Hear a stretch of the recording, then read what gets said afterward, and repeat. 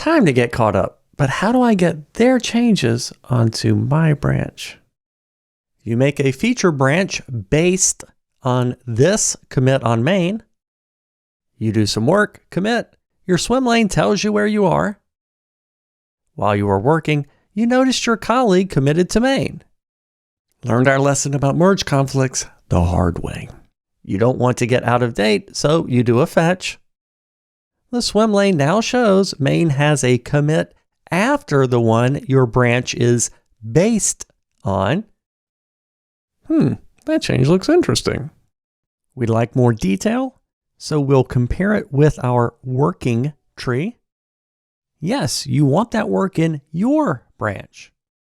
Start by getting those changes applied to your local main. You could merge it into your branch, but then when you finish and merge back to main, that commit will be in two places. Let's tackle this with Git's Rebase feature. Let's see the solution visually, then perform the IDE action. Our feature branch was based off this commit. You keep emphasizing the word base. We want to redo the basing, meaning rebase. We want to act as if this branch started from this commit instead of this commit. Redo the basing. We're going to move the connection point.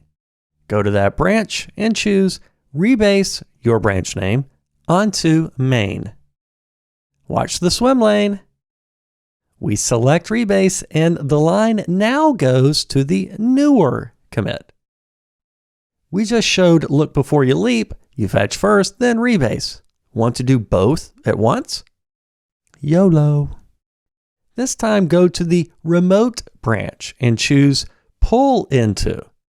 This does a fetch and rebase in one step. Which way is better? Don't say it depends. Well, it depends. If you have a lot of trust, skip the step. In the previous video, we saw what changed on the main branch. Now, finally, we apply those changes and now we're up to date.